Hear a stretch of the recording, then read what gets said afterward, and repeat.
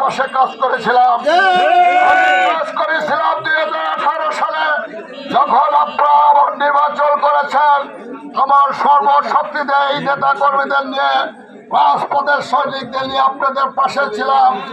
আজকে আপনারা কি কারণে আমি জানি না, তারেক রহমানের নির্দেশনা মানছেন না, বেগম খালেদা জিয়ার নির্দেশনা মানছেন না, স্থায়ী কমিটির নির্দেশনা মানছেন না, আজকের মাঠ পর্যায়ের নেতা কর্মীদের নির্দেশনা মানছেন না।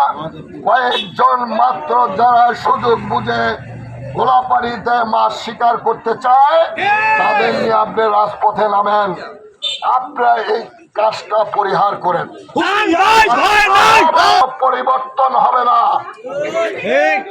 আমি বলতে চাই যারা 8 সালে নির্বাচন করেছেন, নতুন এবং ফিরে আসা গ্রাহকদের জন্য নগদে চলছে ক্যাশব্যাক সহ প্রতিদিন হাজারো উপহার জেতার সুযোগ। হবে আশা আর ফেরা, সারপ্রাইজ সেরা। বলেছেন মাদারীপুরে আর রাজনীতি করবেন না। আজকে আওয়ামী লীগ নাই, আপনি চলে আসছেন, ভালো কথা। আজকে দলের সিদ্ধান্ত মেনে নেবেন, এইটাই সত্য কথা। রহমানের নির্দেশনা আপনার মানতে হবে, খালেদা জিয়ার নির্দেশনা মানতে হবে।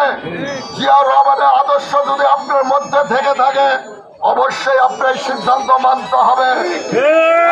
আমি স্পষ্ট বলতে চাই, যারা আপনার সহযোগিতা করেছেন, কাউরে দেখেছি মার্কাস মসজিদে, কাউরে দেখছি আওয়ামী লীগের মিছিলে, সন্তানরা দিয়েছেন আওয়ামী লীগের ব্যানারে ছবি, তারা বসেছেন।